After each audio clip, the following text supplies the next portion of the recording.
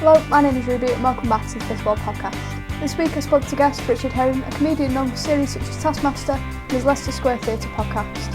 If you'd like to stay up to date with the podcast, you can follow us on social media at Fifth Wall Pod or subscribe wherever you're listening to get the latest episodes directly to your feed. Thanks and enjoy this week's episode.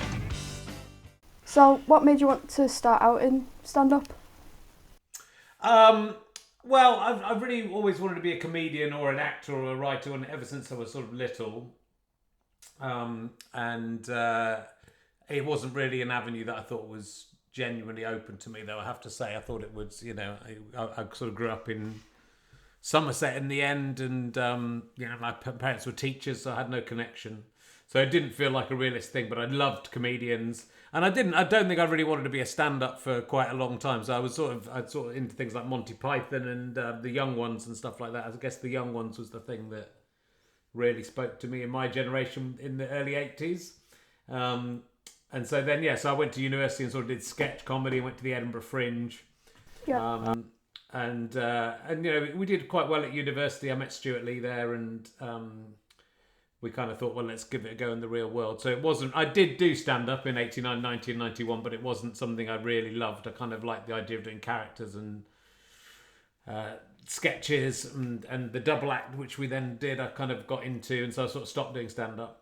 And then the reason I sort of got back into it was I kind of thought, I had a block, and it was about stand-up, and it was a lot to do with my experience as a student, which is too much to go into, but when we went to Edinburgh, we basically got bullied by the proper stand-up, so I didn't feel like welcome as a stand-up. And so, but in like 2004, I did a show called The 12 Tasks of Hercules Terrace, where I was sort of quite depressed, and I did loads of things, partly hoping to kill myself, I think, but also just to try and get myself out of this depression. And I did quite some things that pushed me, Yeah. And then I thought, well, why am I not doing stand-up? I'm sort of essentially doing. I'd done 2 or 3 one-man shows by then, but I didn't classify it as stand-up. So I thought, well, if I've done all these things, I could do stand-up.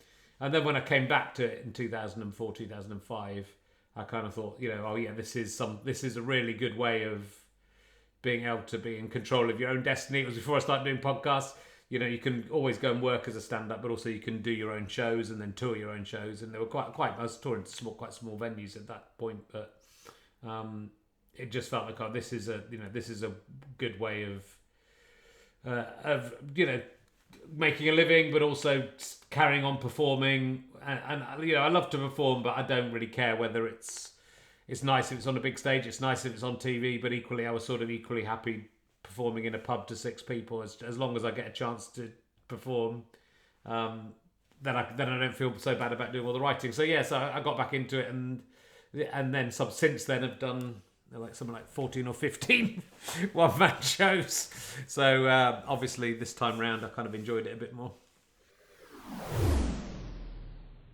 When you're talking about sort of the Edinburgh Fringe and everything, which I know has changed recently with sort of COVID making stuff online and things like that, do you reckon things like the internet have sort of changed how people have started out in the industry? Yeah, definitely, and and that's how it should be, and I think it's very exciting, and for me as well. I kind of got to 2007, 2008, and wasn't really sure what direction I was going to go into, and I was writing scripts and sometimes getting paid for them, but very rarely were they getting on TV or radio. Occasionally they would, but it was a long, protracted process. And I saw the internet and thought, this is interesting, and you're autonomous and you're in control. So I kind of embraced the internet, and it's sort of almost before anyone else. Yeah. Any other comedians. There were a few doing it. But I think I was the first one to go, well, let's do a sketch show, let's do this, let's try different things, let's do... What I love about it is you can do stupid things like play yourself at snooker and do puppet shows and that sort of thing, but equally you can try out more advanced ideas. So, I think the fact that now you are able to... when I started in the 1990s, late 80s, early 90s, the only way you could broadcast was to get a radio show or TV show, which we did, but it wasn't easy, and we were quite lucky. But now, young people just starting out don't even have to do stand-up if you don't want to. You don't have to go and schlep around the clubs.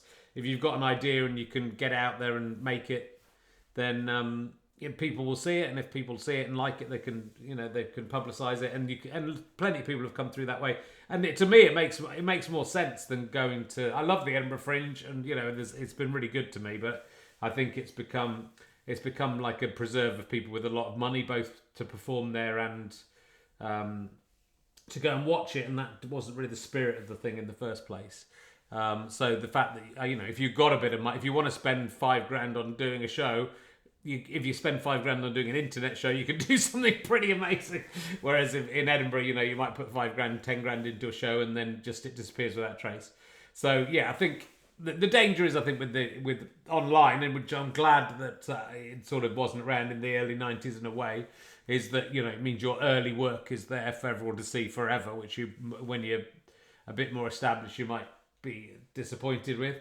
But I think on the whole, I think that it gets rid of it certainly did it for a while. You get rid of the gatekeepers. There are new different gatekeepers now in terms of podcasts and things, I think, but you still, if you have if you have a computer with a little camera on it, which most people do now, or you can borrow one, or you can borrow a camera, or you can borrow some audio equipment, you can get stuff done really, really cheaply in a way that would have been absolutely impossible 20, 30 years ago. So I think it's good, and I would say, if I was at your age, I would say, by all means, go and do stand up. I would think really carefully about doing the Edinburgh Fringe, and if you want to sort of break through, do stuff online, and then you can get a bit of a following, and then maybe start doing live work. But again, I'm not sure the Edinburgh Fringe is the place to do that, because it's sort of so expensive. Do you think I know a lot of people say like the internet makes things like comedy more accessible, but then there's also people saying that there's a risk of that, because everyone's got access to sort of a platform, like it's quite hard to stand out. So like, how would you recommend that people who are starting out in comedy or like podcasting would stand out in that sort of? I would say don't worry about standing out to begin with. I mean, I think what's good is you've got this. The thing with comedy is, people would email me before all the internet, go, how do I get started in comedy? And the way you get started in comedy is to go and do some comedy. So I think like you'd probably, and I understand it. When I was starting out, I wanted to get discovered straight away. But actually you're better off making your mistakes and doing stuff. And I think, and then finding your way. And all those people who are doing, online stuff, hardly any of them have just gone, oh, I've got an idea and here it is and I'll do it and it's worked. Most of them have tried different things, and then suddenly it's a great way to find out if what you're doing is working, right? So if it's working, it is a democratic process. Obviously, there's people with bigger followings have a better chance of getting stuff out there straight away. But if you can get your thing to the right people, and you get retweet, if you send it to some people who think it's good and they like it, they'll retweet it or share it, you can get there. So I would worry more. I would just think the more stuff you can do on and offline, the more kind of practice you can get, and the more experience you can get. Which is, I think, why stand up is good, because you just go and schlep around the clubs for a few years and you become a good stand-up by the experience of the audience. But the internet works the same way, as you get an audience response, and if something gets loads and loads of views or loads and loads of retweets, or people are talking about it, then you go, oh, there's something in this, and I think if you look at all those people who've been successful with characters or ideas on the internet, it's all work like that they've hit on something that and then that allows you to try other things. But I think it's don't be too keen to stand out straight away. I think it's very rare that someone is fully formed when they start, and it's good to have that confidence though. I think when you're young, you kind of can be confident, and I look back and think I can't believe how. I mean, I was very insecure, but equally, I was to go out as a 21-year-old and stand in a room of 28-year-olds and think I can make these people laugh is kind of insanity, but you have to have that confidence to do it. So yeah, it's just a matter of trying out and seeing how it goes. But I think as difficult as it is to think like that, I think you've got to sort of think, well, yeah, I've got to earn my spurs a little bit before I stand out. But you'll stand out if you do something that's people. I think being original is the thing. Don't try and copy something else you've seen, unless you're parodying it.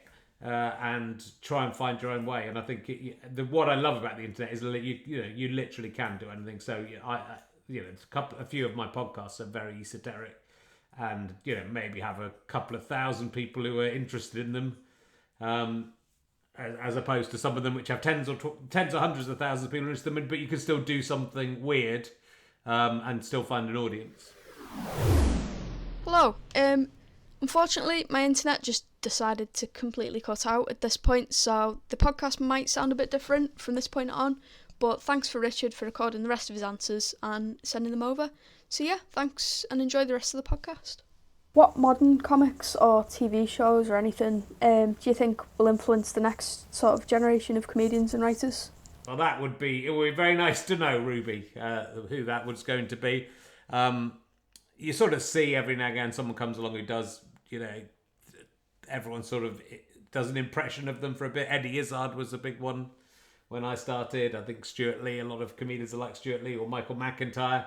Baby James Acaster now, as well as someone that I think a lot of people emulate. I think it's an amorphous thing, though. I think new comedians are influenced by lots of different sources, and the skill is to become yourself and find your own way through. So it's nice that occasionally people say they were influenced by stuff I did, either my stand-up shows or the stuff I did back in the 90s, but you generally can't see it in the next people. But obviously, I think Coogan and people like that have been, and the people I worked with actually a lot in the early days, Chris Morrison, Steve Coogan and Armando Iannucci are obviously massive influences. How has podcasting changed since you started, and do you think it'll change much in the future? Yes, it has changed. It was, it's much more professional now, less punk rock, and it was kind of the fun of it at the start was that you were just making your own shows and putting them out yourself, and now it's much more back to being like radio shows done on the internet. But you can still do kind of weird and wonderful stuff, I think, and you can still be someone without a production company behind you and still do stuff. But because I think money's got involved and that there are adverts now, and you can make a living from it now, which you definitely couldn't when I started, or not directly. I don't know how things will change in the future. I'm still surprised by how little people have experimented with the form. I don't know what the future of podcasting will be, really. It might be something that's a bit of a flash in the pan, but I think it is such an intimate way of dealing with people that I think, it sort of is just like a radio show on the internet, though obviously without any of the restrictions of time and taste and subject matter that comes with that. So I think something like podcasting will continue because people will always want to hear other people talking, but I'd like to see people experiment a bit more and try out different things than just two people talking for 3 hours in a studio. Did you find your experience in stand-up comedy useful as a podcast host? It's a different skill, and probably in terms of my Rich Tony's Leicester Square Theatre Podcast, I think having done various double acts and worked with other people, I think I've been high status and low status in double acts, and I think that helped me. I move my position and how much I take part and how much I do jokes based on whether the guest is funny or the guest is serious or the guest is high status or low status. So I think that ability to work with other people more than stand up has been the thing that's helped me as a podcast host. It's a different thing, and I think if anything, I think doing podcasting has maybe changed my stand up in that I love the improvisational nature of podcasting, and I was always a fairly tightly scripted stand-up, and I think it's hopefully encouraged me to take more chances and risks with stand-up rather than the other way around. Were there any particular comics or TV shows that have influenced your work? Yes, I was very much influenced, as I said, I think by Monty Python was the first thing I really got into, which I listened to the records mainly and then watched some of the films. With Life of Brian was something I wasn't allowed to watch, but I managed to go and see it anyway. And then Kevin Turvey and Rick Mail and the Young Ones. Rick Mail played a character called Kevin Turvey, first of all, and then was in a show called The Young Ones, which was like a really big deal for me because it was the first show that I felt like I was watching live as part of the correct generation. So I was more into sketch shows than stand-ups at that time. And I think Derek and Clive, which was Peter Cook and Dudley Moore as well, I was quite into. So I think those are the things that influenced me initially. Having written and performed stand-up shows, what advice would you give to people who are wanting to start out in the industry? I think it's just write comedy. Don't try to start too big. Start small, do sketches, do small things, do little characters online, try a 5-minute stand-up spot, but just keep doing it, because I think writing a blog every day has been really helpful for me. You don't have to put it online. It can be a diary, it can just be a writing exercise, but just try and write as much as you can. And judge from your own experience, your own opinion of your own work, but also from other people's opinion. And the lovely thing about comedy, if you're performing to an audience, even online, if they're not a live audience, is you get feedback and you get a fairly good understanding of what is working and what isn't working. If you're performing live, you're basically being assessed the whole time. And I think you just have to get good at listening to the audience and not just going, well, this is brilliant and I'm fantastic. If a joke isn't working, you need to work on the joke, or work on the performance of the joke, or maybe throw out the joke or the bit. And if something is working, then keep working on that. But then you can break it by working on it too much. So, but I think it's all about, comedy's all about experience and just getting the hours in. If you had to remake any film or TV show, but the cast were replaced by the Muppets, which would it be and why? Good question. What was I thinking? There was one that I thought about recently that I'd really like to see. My question is about Muppets with one human, and trying to do a show about that. I think like Twelfth Night would be, by Shakespeare, would be quite a good. Not exactly. I suppose there probably is a film of it. Would be quite a good thing for the Muppets. I think there's you've got to think of something that would suit the Muppet characters, which I think Twelfth Night would. There's lots of different types of character in there, and I can already see a lot of the casting. And then you have to think who the human would be in Twelfth Night. I guess, maybe you'd want the old cross-gartered guy. Forgotten his name. Yeah, some Shakespeare. I don't think the Muppets have done Shakespeare, and they definitely should. That's all for this week's episode of the Fifth Wall Podcast. I just wanted to say thanks to Richard for recording his answers separately due to a few technical issues. If you'd like to stay up to date, you can follow us on social media at Fifth Wall Pod, and thanks for listening.